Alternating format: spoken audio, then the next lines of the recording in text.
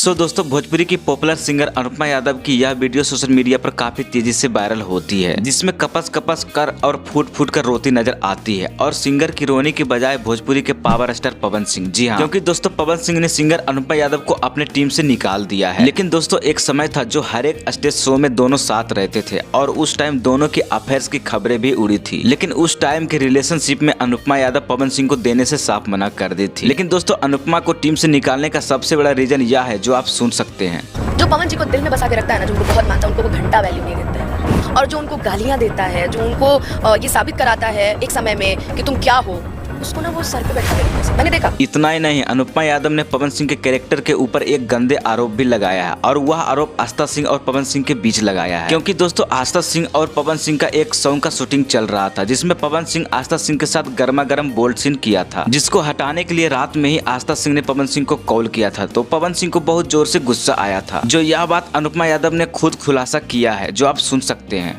आस्था सिंह जी बहुत ही अच्छी कलाकार, उनके साथ भी यही हुआ था। एक वीडियो के लिए उन्होंने उनको कॉल किया कि सर ये थोड़ा सा अश्लील लग रहा है, थोड़ा सा उनको हटवा। उसको लेकर के पवन जी और आस्था जी में अलगाव। ऐसे में दोस्तों आप अनुपमा यादव और पावर स्टार पवन सिंह के बारे में क्या कहेंगे, कमेंट करके जरूर बताइएगा और मेरे चैनल को लाइक और सब्सक्राइब भी कर दीजिएगा। धन्यवाद।